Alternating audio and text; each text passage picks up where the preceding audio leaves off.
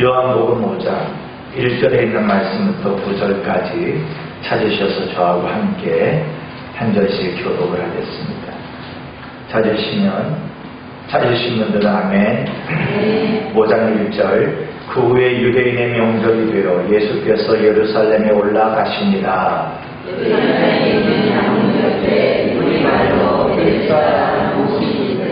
거기에 행각 다섯이 있고 그 안에 많은 병자, 맹인, 다리 저는 사람, 혈기 마른 사람들이 누워 물의 움직임을 기다리니 이는 천사가 그 물에 내려와 물을 움직이게 하는데 움직인 후에 먼저 들어가는 자는 어떤 병에 물렸더니 다리에 내리더라. 거기 38회 된 병자가 있더라. 예수께서 그 누운 것을 보시고 병이 벌써 오래된 줄 아시고 이르시되 내가 낫고자 하느냐. 병자가 대답하되 주여 물이 움직일 때에 나를 못에 넣어주는 사람이 없어 내가 가는 동안에 다른 사람이 먼저 내려가나이다.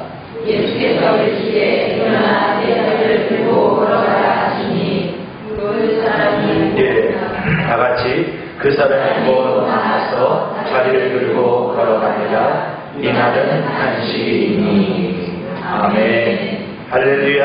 아멘. 예, 오늘 말씀 잘 들읍시다. 옆에 분과 인사 시작. 졸면은 목사님이 성서가 그러니까 잘 들으시고, 제가 지금 주일날 낮예배 때마다 전하는 게 뭐죠? 기적의 이야기. 요한복음에 7개의 기적이 있는데 그거를 제가 전하고 있죠. 첫 번째는 가나 혼인잔치의 이야기였어요. 두 번째로는 왕의 신하의 병이 고쳐지는 거였죠. 오늘은 38년 된 병자가 치유받는 사건이었는데 이 치유받는 사건을 통하여서 예수님이 우리에게 무엇을 가르쳐 주시려고 하는지 그 팁을 여러분들이 꼭 찾아갈 수 있기를 주의 이름으로 축복합니다. 근데 여러분들 성경에 좀 이상한 게 하나 있죠. 읽었던 말씀 가운데 3절 끝머리에 보면 사람들이 누워서 물의 움직임을 기다리니, 그런데 그 앞에 이렇게 가로 열고 닫고가 있죠. 그 가로 열고 닫고 있는 이야기들은 실제 그랬다는 이야기가 아니라 그런 일들이 있어 왔다는 이야기 때문에 마치 한 가닥의 희망을 잡고 그곳에 모였다, 이런 이야기를 우리가 생각하면 되겠어요. 간략하게 이 배경을 보니까 예루살렘 성은 고대 도시가 다 그랬듯이 성 단위로 살죠. 그래서 성문이 아침에 열리면 나가서 들녘에 이야기하고 양떼를 돌보고, 성문을 닫으면 해가 지면 성문을 닫게 되고, 그때 사용하는 문들이 있겠죠. 그런데 오늘 이 베데스다 연못, 여기로 향하는 데 있는 문은 양문이라고 하는 곳입니다. 근데 이 양문은 어떤 문이냐면 하나님 앞에 속죄 제사를 드리기 위해서 짐승 양을 끌고 들어갈 때 사용하는 문이죠. 그러니까 이스라엘에는 똥문도 있고요 양문도 있어요. 그러니까 똥문이라고 하는 문이 하나 있는데 그 문은 그 성 안에 있는 모든 오물들, 그 오물만 쓰레기든지 오물이든지 변이든지 이것만 나가는데 사용하는 문이 따로 있어요. 제사 드릴 때 제사의 물건을 가지고 가는 문이 따로 있고, 그 다음에 장사하는 사람들이 출입을 하는 문이 따로 있는 거예요. 그러니까 이 문들마다 특징이 다 있어요.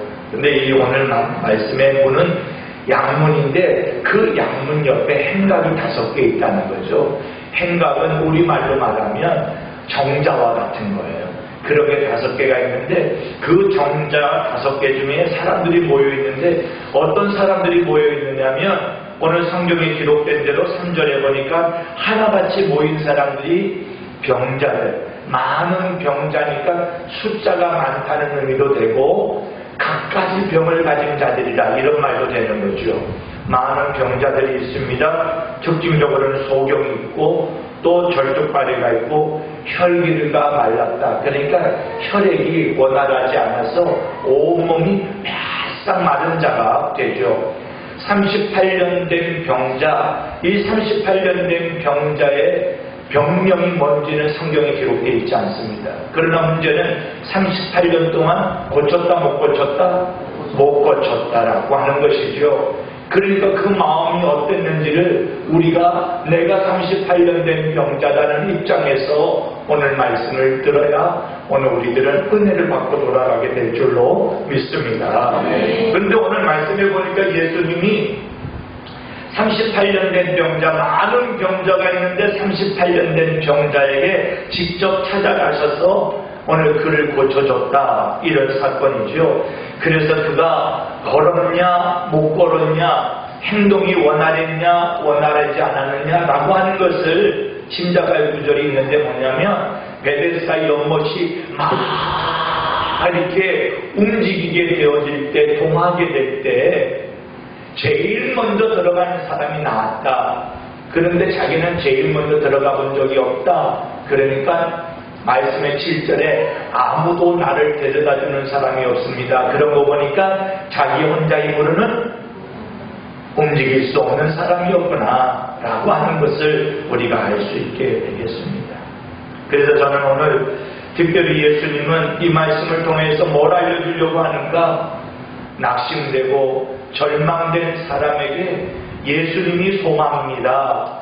그런 사람에게 예수님이 찾아갑니다. 그거를 알려주는 말씀인 줄로 믿습니다. 오늘 우리들이 살다가 고질적인 문제를 만나고 있고 세월이 오래 지냈는데도 아직도 그 문제하고 씨름하는 일들이 얼마나 많이 있습니까? 이래 해봐도 안 되고 저래 해봐도 안 되고, 그래서 다른 방도가 없어서 그냥 포기하고 주저앉아 있는 일들이 오늘 사람들에게는, 우리들에게는 어떤 사람은 이런 문제로, 어떤 사람은 저런 문제로 다 하나씩은 갖고 있을 거예요. 문제는 갖고 있는 내 심령 가운데 찾아오시는 주님, 그 주님을 우리가 만나는 것이 소망인 줄로 믿습니다. 저는 오늘 똑바로 보고 싶어요. 주님, 이 찬송을 불렀어요. 왜냐하면 요즘에 여러분들이 뉴스를 바라보게 되어지면 하나같이 삐뚤어진 자아상에 의해서 일어나는 너무나도 힘든 일들이 많은 시대를 만났잖아요. 그런데 이 똑바로 보고 싶어요라고 하는 찬송과 가사를 지었던 성령이라고 하는 이는 오늘 그 안에 이미 천국이 있다는 것이죠. 그럼에도 오늘 그가 주옥과 같은 찬양을 돌려드리면서 하나님께 영광을 돌렸다면, 몸은 멀쩡하지만 삐뚤어진 자아상보다 오히려 몸은 좀 불편해도 똑바로 된 자아상이 훨씬 축복이라고 하는 것을 생각해 보게 됩니다. 여러분 어때요? 지금 뉴스에 화제가 되고 있는 김아무개라는 사람, 그래서 한 사람을 죽여서 차에 트렁크에 넣고 불을 질렀는데 그를 잡고 보니까 28명이 죽이려고 하는 명단이 있었다. 그런데 그 명단의 내용들이 왜 그 사람은 뭐냐 그랬더니 이 사람은 뭐 때문에, 저 사람은 뭐 때문에, 저 사람은 뭐 때문에 전부 나는 피해를 받았다고 하는 자아상으로 다 죽여버릴 거야. 여러분, 내가 피해를 받다고 다 죽여버리는 것은 건전한 자아상이 아니거든. 이런 일들이 오늘 그는 범죄로 드러났지만 범죄로 드러나지 않냐고 교묘하게 아주 교활하게 법망을 피해가면서 나쁜 짓을 저지르는 사람들이 얼마나 많이 있습니까? 저는 이 말씀을 통하여서 여러분들이 주께서 내게 찾아오실 때 내게 요구하는 게 무엇인가를 꼭 붙잡으시고 여러분들이 그 자리에서 벌떡 일어나 새롭게 출발할 수 있는 이런 은혜의 아름다운 시간이 되기를 축복합니다. 우리 한번 따라해 봅시다. 예수님이 계신 곳에는 절망이 없다. 예수님이 계신 곳에는 절망이 없다. 오늘 여러분 꼭 기억하셔야 됩니다. 성경은 이상한 패턴이, 이상한 반복되는 공통점이 하나가 있는데요. 예수님은 지나가다가 여리고로 들어가요. 누굴 만나려고요? 삭개오를 만나려고요.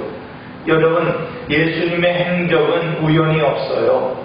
여리고에 들어간 이유는 여리고 사람들을 만나려고 하는 게 아니라 여리고 속에 오늘 삭개오를 만나려고 하는 것이죠. 오늘 많은 군중 가운데 혈루증에 걸린 여인이 예수님 옷자락만 만져도 낫겠다고 하는 그 여인을 만나려고 오늘 가시는 예수님을 발견하게 되죠.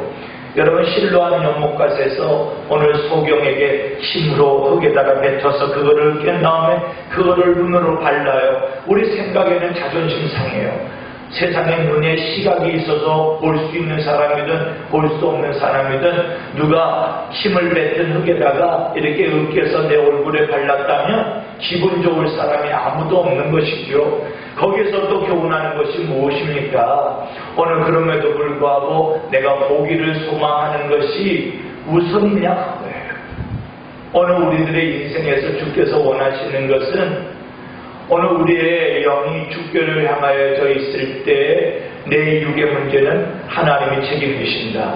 그거를 계속해서 반복하여 가르쳐주는 거죠. 소경 바디메오를 만납니다. 그런데 예수님이 지나간다는 소리를 들어요. 아무도 예수 그리스도를 향하여서 외치는 자가 없는데 이 바디메오는 다윗의 자손 예수여 외칩니다. 뭐라고 외치느냐면 나를 불쌍히 여기소서. 그럴 때 이렇게 물어보니 예수님이 무엇 해주기를 원하느냐? 복은 몰라요. 무엇 해주기를 원하느냐? 그러면 만약에 소경 바디메오가 삐뚤어진 자아상을 가지고 있다면 복은 몰라요? 이렇게 말하는지 몰라요. 거지가 소경이에요. 깡통 앞에 놓고 부거라고 살아요. 복은 몰라요. 그 사람을 뭘 도와줘야 되는지 복은 모르냐고요. 그런데 내가 너에게 무엇 해주기를 원하느냐 말합니다. 그럴 때 주님은 그가 필요한 게 뭔지를 몰라서 물어본 게 아니라 네가 필요한 것을 뭐로 생각하느냐는 겁니다. 동전 한 입 주는 거 주님 할 수 있을지 몰라요. 줄을 따라가는 사람들이 많으니까 동전 한 입이 필요했다면 여보게 동전 한 입 좀 줘보게. 그리고 줄 수 있을는지 몰라요. 그러나 주님은 성경 속에서 알려주고 있는 게 뭐예요? 오늘 내 목구멍에 풀칠하는 밥 한 그릇이 아니고 내 인생의 근본의 문제를 해결하려고 하는 것이 우리 주님의 마음인 줄로 믿습니다.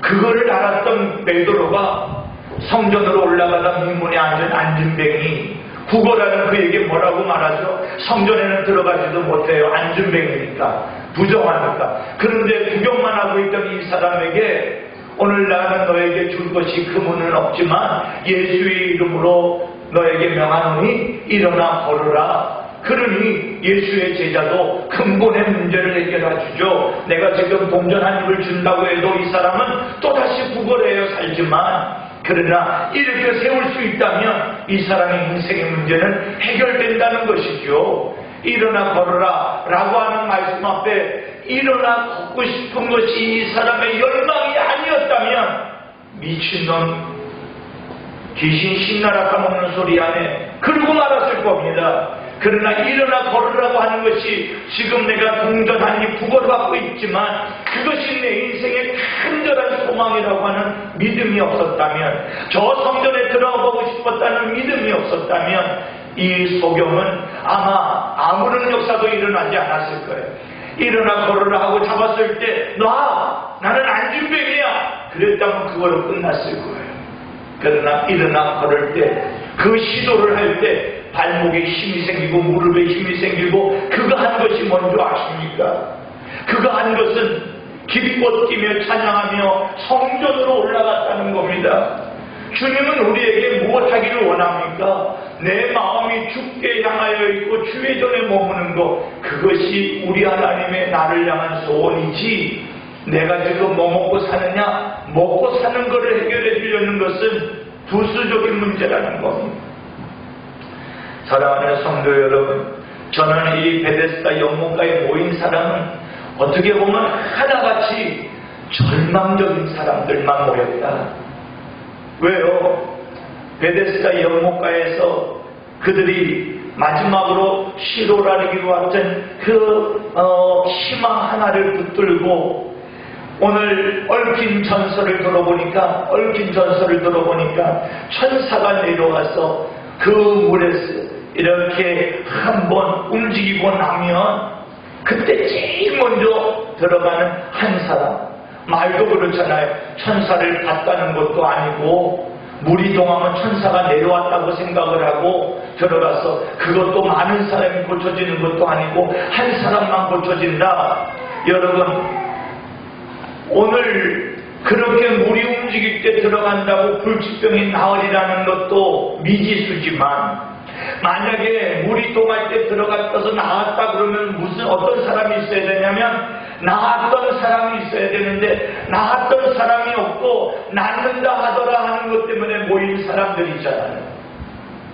그래서 신학자들은 이렇게 말합니다. 그거는 가끔 이따금씩 물이 푹 솟구쳐 오르는 간헐천이었을 것이다. 여러분, 오늘 세상에 소망을 걸고 살아가는 이들 가운데 급한 일을 만나는 사람들마다 한결같이 다 똑같죠. 뭐 하나도 붙잡아 보려고. 심지어 여러분, 부모님이 암에 걸렸다. 그러면 부모님 살려보려고 뭐 좋다고 하는 것들을 구해가지고 하는데 그거 이용해 보려고 하는 노인들 대상으로 나쁜 짓 하는 사람들이 얼마나 많이 있습니까? 이거는 당뇨병의 특효약이라고 뭐 그래가지고, 그런데 보니까 거기 아무것도 들은 게 없다는 거 아니었습니까? 세상에서 가장 불쌍한 사람은 어떤 사람일까? 아마도 우리들이 뭐 돈이 없는 사람, 몸이 아픈 사람, 소망이 없는 사람 여러 가지일 수 있겠지만, 저는 뭐니 해도 세상에서 가장 불쌍한 사람은 내일의 소망이 없는 사람, 가장 불쌍한 사람이 아닐까. 또 가장 비참한 사람은 어떤 사람일까? 소망은 있는데 헛된 소망을 가지고 있는 사람. 근데 생각해보니까 하나가 더 있는 것 같아요.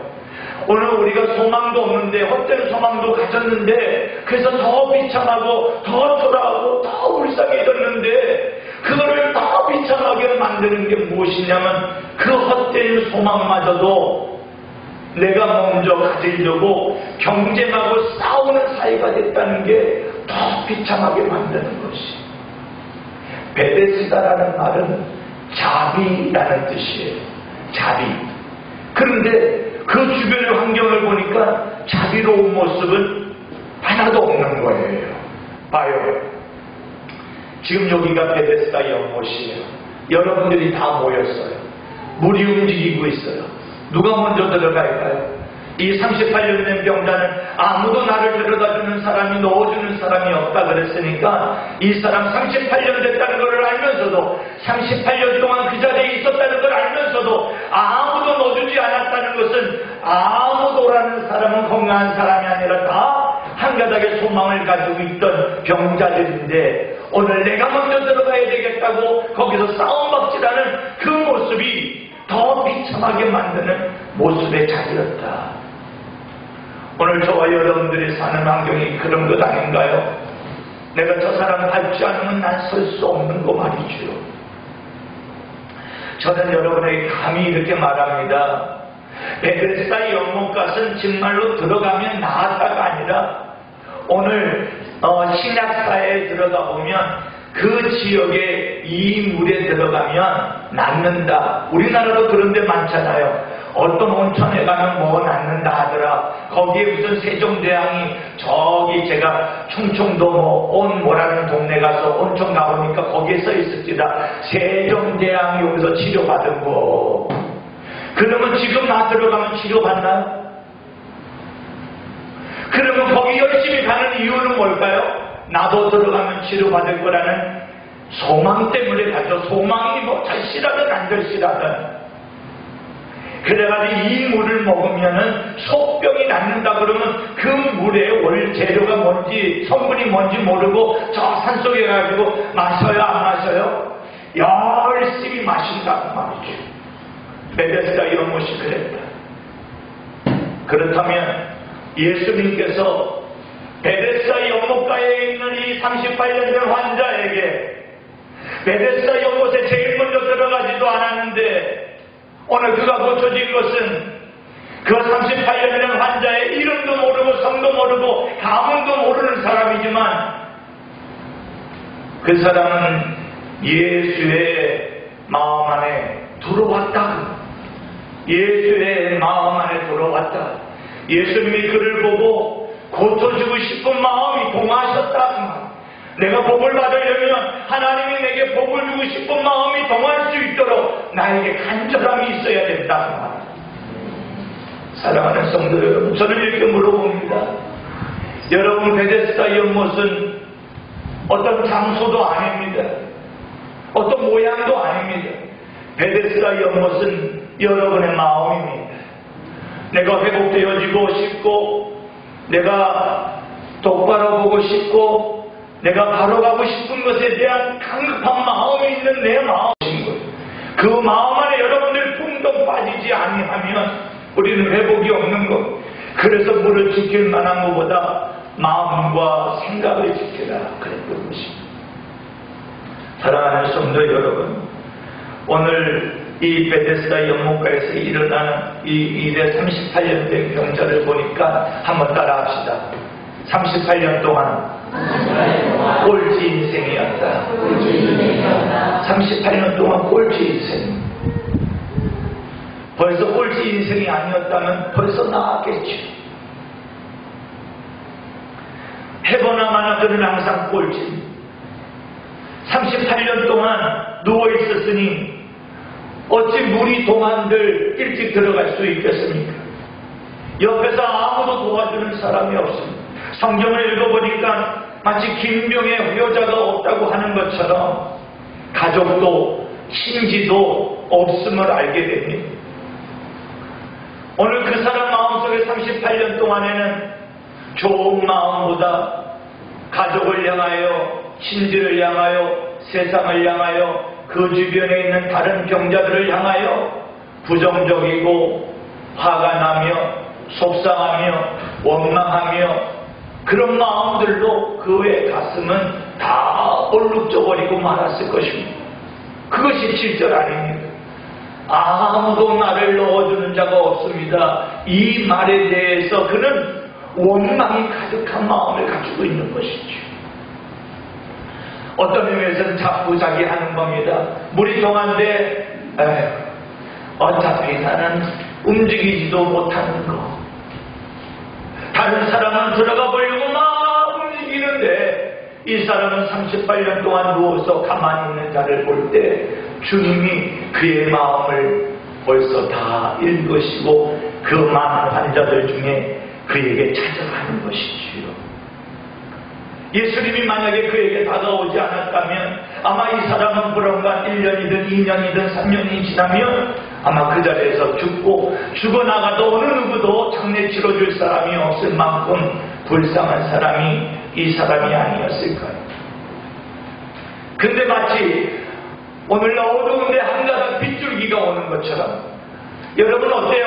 구름이 꽉 낀 하늘에 구름 한 곳이 뚫혀가지고 햇살이 쫙 내려오는 거 보신 적 있습니까? 오늘 제가 우리 방송실에 빨리 주려고 하는데 늦게 깜빡하고 못 준 게 하나 있어요. 오후에 보여드릴게요. 제가요 어디를 갔는데 하늘이 빨간 거예요. 그래가지고 파라가이즈 숙소에서 사진을 한 장 찍으려고 내가 나를 찍으려고 누구 찍어주는 사람 없으니 내가 나를 찍으려고 이렇게 핸드폰으로 딱 해서 사진을 찍으려고 딱 하는 순간에 파란 하늘에 구름이 불기둥의 구름처럼 말이죠. 오후에 오시면 놀라 자빠질 거예요. 작정하고 찍은 게 아니고 목사님들에게 사기극을 안 펴요. 사진을 찍으려고 이게 숲속이 고즈넉 해가지고 사진을 찍으려고 딱 하늘이 파란 거예요. 그런데 이제 자기를 찍으려고는 빛 때문에 얼굴이 시커멓게 나오잖아요. 그러니까 이렇게 빛에 맞춰서 이렇게 돌아가다가 한 자리를 딱 잡았는데 공교롭게 구름이요 폈는데요. 구름이 폈는데요.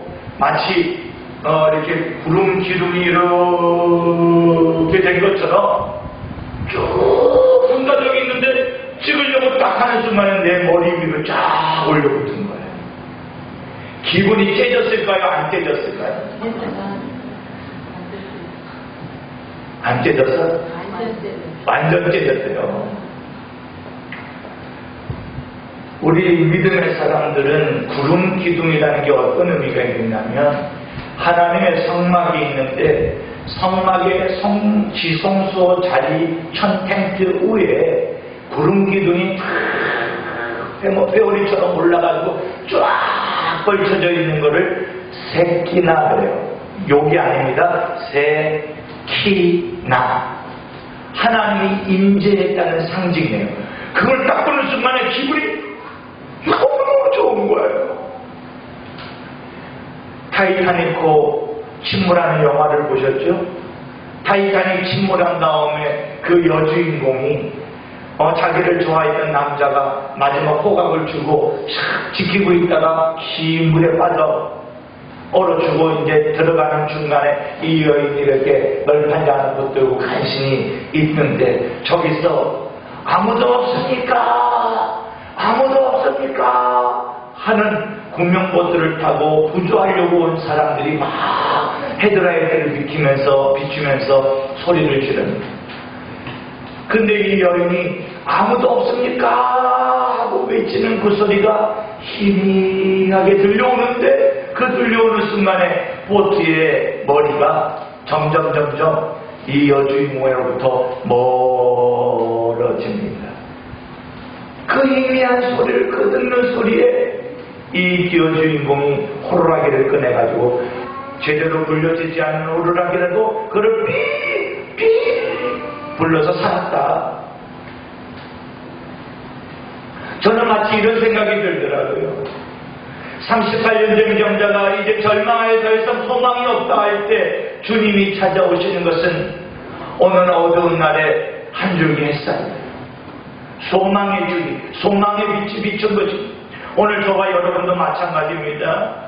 오늘 소망이 전혀 없는 곳은 지옥이래요. 근데 주님이 있는 곳에는 소망이 있대요. 그러니 주님과 함께하면 우리는 지옥을 경험할 필요가 없을 줄로 믿습니다. 그런데도 내가 지옥을 경험하고 있는 것이 내 가정이요 내 마음이라면 이 시간 여러분 소경 바디메오처럼 오늘 다윗의 자손 예수여 하고 불러야 되고 오늘 절망 중에 찾아오시는 그 예수님을 만나는 사건이 우리에게 있어야 할 줄로 믿습니다.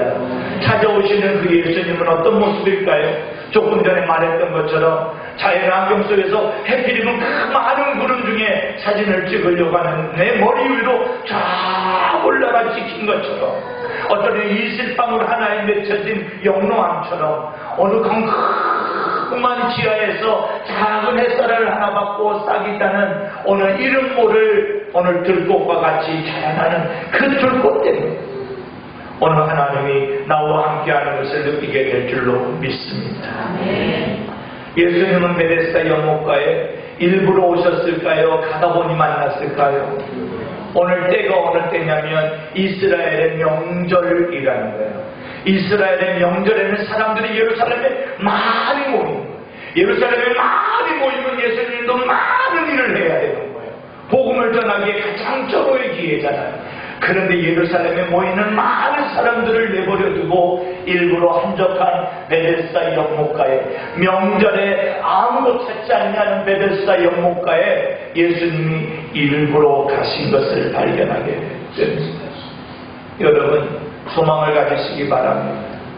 아무도 알아주지 아니하고 아무도 찾아주지 아니하고 아무도 내 마음 몰라준다고 하는 그때에 우리 주님은 오늘 우리를 외면하지 않고 꼭 찾아와 주실 것이고 오늘 찾아오실 때 내가 문 밖에 서서 문을 두드리노니 누구든지 내 음성을 듣고 문을 열면 내가 들어갈 것인데 오늘 문 밖에 예수님 세워놓고 우리가 있는 것은 아닐까 이런 생각을 한번 할 수 있기를 바랍니다. 한번 더 따라해 봅시다. 예수님은 영혼과 육신을 고쳐주셨다. 예수님은 영과 육을 다 고쳐주셨다는 거예요. 예수님은 오늘 우리들에게 이 38년 된 병자에게 절망 중에 있는 38년 된 병자에게 단순히 오늘 무엇 해주기를 원하느냐라고 하는 물음만이 아니라 그의 영혼과 그의 육체를 고쳐주시려고 하는 우리 주님을 발견하게 됩니다. 여러분, 그런데 우리 주님은 말씀해 보니까 네 병이 나을지어다 이렇게 하지 않고 오늘 48년 된 병자에게 6절 말씀에 이렇게 말합니다. 네가 낫고자 하느냐. 아니 베데스다 연못가에 모인 사람은 다 병든 자인데 따라합시다. 보면 모르나. 보면 모르나. 병자들 보면은 다 낫고자 거기 와 있는 거 보면 모르나. 보면 모르나. 그런데 네가 낫고자 하느냐 하는 말을 삐뚤어진 마음을 가지고 들으면 보면 몰라요? 이렇게 하려는지 몰라요. 그런데 오늘 이 말씀이 언뜻 들으면 마치 아픈 사람을 너 낫고 싶어? 하고 웃기고 놀리는 것처럼 느껴질 수도 있습니다. 그런데 여러분, 우리 하나 인정합시다. 우리 하나님, 우리 주님은 내 인생을 두고 쓸데없는 소리 안 하십니다. 장난치는 소리 안 한다. 오늘 이 항상 의미 있는 말씀, 허튼 말 하지 아니하시는 예수님 분명히 믿을 수 있기를 바랍니다. 그런데 네가 낫고자 원하느냐 할 때에 7절에 이 38년 된 병자의 대답이 뭐냐면 주여 여기가 포인트예요. 아무리 내가 절망 중에 있어도 아무리 내가 속상해도 아무리 힘든 가운데 있다 할지라도 아무도 나를 돌아보지 않냐고 나를 다 내팽개치고 떠났다 할지라도 오늘 가룟유다의 입에서는 3년 반 동안 한 번도 나오지 않았던 단어가 이 베데스다 연못가에 있었던 병든 38년 동안 지친 사람의 입에서 나왔어요. 뭐라고요? 주여 나왔다. 주여 나왔다는. 예수님 3년 반 동안 따라다녔던 가룟유다는 죽을 때까지 예수를 주라 해본 적이 없고 선생이여 그랬는데 오늘 이 병자는 예수님을 향하여 주여, 헬라어로 하면 아도나이, 마이 로드, 나의 주여 그랬죠. 그런데 주님이고 주여라고 하는 것을 고백했지만 그 안에 앙금과 같이 가라앉아 있는 마음은 뭐냐면 물이 동할 때 제일 먼저 들어가면 내가 나올 수 있는데 아무도 나를 넣어주는 사람이 없습니다. 나는 안 된다는 거예요. 곁에 아무도 없다는 거예요. 도와줄 사람이 없다는 거예요. 그래서 난 포기한다는 거예요. 부정적인 생각에 우리가 고착될 수 있어요. 오래되면 만병의 장사가 오는 거예요. 그럼 그 사람에게서 듣고 싶은 말이 무엇입니까? 오늘 예수님은 병명이 뭐냐, 몇 년 동안 아팠느냐 그거 관심 없어요. 주님이 그에게 원하는 것은 그의 고백을 통하여서 깊이 새겨져 있는 마음의 상처를 치료하시는 예수님을 발견하게 됩니다. 여러분, 아까도 말씀드렸지만 오늘 많은 사람을 죽이려고 28명의 명단을 가지고 있고 또 죽였던 그 주인공의 그 사람은 뭐였어요? 세상을 향하여 원망이 있다 그 말이에요. 나에게 이렇게 한 사람 내가 죽여버리고 말 거다. 예수님은 먼저 그 사람의 심령을 치유하기를 원합니다. 네가 낫고자 하느냐 그 말씀을 통하여서 이 꺼져버린 그 불씨를 다시 일으켜 살리려고 하시는 주님의 마음을 우리가 느껴야 되지요. 오늘 이 말씀을 들으면서 38년 된 병자를 찾아오신 예수님이 그의 꺼져가는 심령의 불씨를, 믿음의 불씨를 다시 일으키려고 하는 거였다면 오늘 나의 심령도 오늘 말씀을 듣고 주님만 찾아오시면, 주님을 내 마음에 모시면, 주님 말씀 앞에 나는 노우지만 주님은 예수입니다라고 하는 믿음이 있다면 오늘 이 심령은 치료될 줄로 믿습니다. 잠언 23장 7절에 보니까 이런 말이 있어요. 대저 그 마음의 생각이 어떠하면 그 위인도 그런즉. 그러니까 마음의 생각이 어떻느냐에 따라서 그 사람은 그렇게 산다는 겁니다. 그래서 주님은 마음을 치료해 주기를 원하시는 것을 알게 됩니다. 미국의 하버드 의과대학에서 하나 조사를 했대요. 100명의 그룹, 또 다른 100명의 그룹을 오늘 정해놓고 한 팀에는 커피를 마시고 자기야 커피를 얼마나 마시겠냐고 보니까 커피 저녁에 3잔 마시게 하고 한 그룹은 우유를 3잔 마시게 하고 그 다음날 물어보는 거였어요. 물어보는 거였는데 커피를 석 잔 마시고 잠에 든 100명의 사람들은 하나같이 잠을 잘 못 잤대. 우유 3잔을 먹고 잔 사람은 하나같이 다 잠을 잘 잤대. 여러분, 오늘 거기에서 질문이 무엇이냐면, 그 실험의 이유가 무엇이냐면, 사람들이 인식하는 것에 따른 반응이 어떻게 나오느냐. 내가 커피를 마셨으니까 오늘 잠 잘 못 잘 거야. 내가 우유를 마셨으니까 잠 잘 잘 거야. 그런데 의사 선생님들이 이렇게 조작을 하는 거예요. 커피에는 카페인을 다 뺀 커피, 우유에는 카페인을 잔뜩 넣은 우유. 이해가 되시겠어요?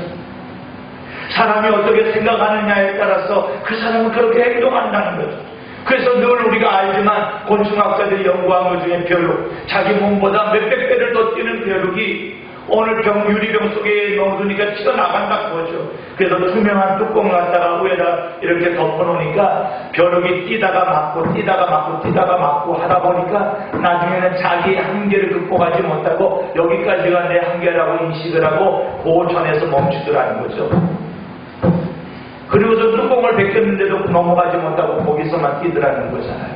그게 오늘 곤충학자들의 연구 아니었습니다. 그거를 갖다가 자기 한계라고 이름한다고 합니다. 사도 바울 보세요. 그러나 오늘 내게 능력 주시는 자 안에서 내가 모든 것을 할 수 있느니라. 38년 된 병자에게서 주님이 하고 싶은 건 뭐냐면 부정적인 생각의 틀을 깨뜨려버리는 거예요. 부정적인 생각의 틀을 깨뜨려버리는.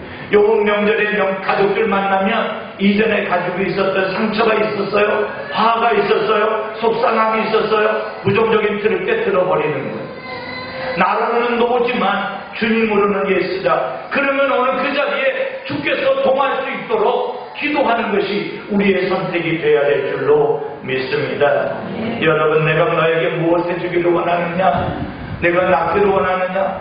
몰라서 그래요? 원하는 게 모르시는 거예요? 다 아심에도 불구하고 주님이 우리에게 듣고 싶은 것은 뭐냐면, 네가 삐뚤어진 마음을 가지고는 네 병이 나아도, 삐뚤어진 마음을 가지고 네 병이 나아도 너는 불행해. 그만.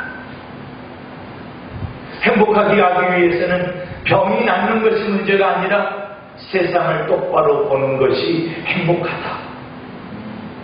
사랑하는 성도 여러분, 그리고 육신을 고쳐줍니다. 뭐라고 말합니까? 8절에 일어나 내 자리를 들고 가라. 여러분 답답하잖아요. 38년 동안 들어 누워있던 사람한테 일어나 들고 가라 라고 하는 것을 삐뚤어진 자아상, 상처받은 자아상, 포기된 자아상을 가지고 있는 사람한테 말하면 당신 미쳤어? 내가 38년 동안 누워있던 사람이야. 그럴 것이지만 그 말씀 사이에 오늘 그의 믿음이 회복되고 나니까, 그 사람이 믿음이 살아나니까 믿음으로 순종하는데 9절에 그 사람이 곧 나아서 자리를 들고 걸어가니라. 자리를 들고 걸어갔다는 거예요. 근데 그날이 안식, 그날이 주일이다, 그날이 예배하는 자리라는 거예요. 그래서 예배의 자리에서 우리의 문제가 해결되어야 되는 것을 교훈하시는 것인 줄로 믿습니다. 심령이 해결되어야 되니까 육체의 질병이 해결됐다. 이게 바로 믿음의 일이라는 겁니다. 한번 따라합시다. 믿음은 자기 부정하고 하나님 긍정하는 거다. 자기에 대해서는 노 하는 거고 하나님에 대해서는 예스라는 거예요. 여러분, 에스겔서 37장에 보니까 에스겔을 오늘 하나님이 골짜기를 데리고 올라가가지고 보여줍니다. 뼈가루들이 모여있는 곳에 너희 뼈들이 능히 살겠느냐 하고 묻습니다. 하나님 생각하면 예스 그래야 되는데 내 생각을 하면 노야. 그죠? 하나님 생각하면 살겠느냐? 예, 예수님 말씀, 하나님 말씀대로 삽니다 해야지 예수님 체면이 살 것 같아. 근데 내 머리로는 노야. 뼈가루가 어떻게 살아? 그런데 기가 막히게 대답합니다. 여러분, 믿음으로 가면, 기도하고 가면 곤란 중에 우리의 대답은 지혜로운 대답이 될 줄로 믿습니다. 뭐라고 대답을 합니까? 주여, 주께서 아시나이다. 나로서는 어쩔 수 없지만 주님만 뜻이 있다면 이거는 해결됩니다. 나로서는 우리 집에 제사가 끝낼 수 없습니다. 그러나 주님의 뜻이 있다면 제사 끝내질 겁니다. 여러분 아멘이 안 될 수도 있을 거예요. 너무 오래된 제사니까. 그러나 우리 집은 절간에 암자치어 바친 집. 아버지 제사, 가정이면 꼭 제사 지낸다. 내가 신학갈 준비를 할 때 하나님 앞에 기도합니다. 이제까지는 내가 제사를 지내왔는데 하나님, 내가 신학 가려고 작정한 사람인데 나에게 사인 보여주세요. 그리고요, 고등학교 때 예수 믿은 지 6개월, 7개월도 안 된 내가 수련회 가가지고 주일 가겠습니다 선언한 다음에 제사가 따고 왔는데 그때 금식을 합니다. 고등학교 때 학교 다니면서 신혜야, 고등학교 때 학교 다니 수지나 고등학교 때 학교 다니면서 금식 기도를 합니다. 그리고 새벽마다 오늘 교회 와서 새벽 기도하고 학교 갑니다. 제사날이 됐습니다. 오늘 큰형서부터 쪼르르 쓰고 여자분들은 저희 여형제들은 여자 형수들은 다 뒤에 앉아 서 있는데 제사하고 철합니다. 내 막내입니다. 근데 우리 큰형 벌써 우리 아버지 뻘의 나이입니다. 우리 엄마가 18살에 낳았으니까.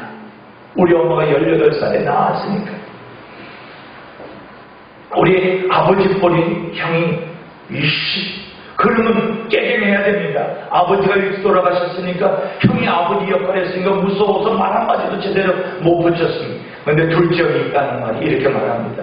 광호가, 넌 교회 다니니까 네 방에 가서 기도해라. 안 했다네. 광호가, 너는 교회 다니니까 네 방에 가서 기도하라. 그 다음부터 우리 집에는 제사가 없어졌어요. 그 다음에 제사를 지내려고 하는데 문제가 짐을 옮기다가 제기를 잃어버려가지고 짐을 옮기다가 제사 도구를 잃어버렸어요. 나는 제사 도구를 잃어버려서 제사 못 지냈다는 것을 얼마 전에 알았어요. 근데 하나님은 제사 안 지내게 하려고 제사 도구를 잃어버리게 하고 제사를 주도하던 형은 저 지방으로 출장 보내버렸어요. 지방 근무하게 됐어요. 그래서 나는 하나님의 은혜가 이거는 제사를 안 지내게 하는 하나님의 응답이다. 근데 나중에 알고 보니까 하나님이 형은 객지에서 살게 하고 그리고 제기는 없어졌으니까 없어진 참에 지내지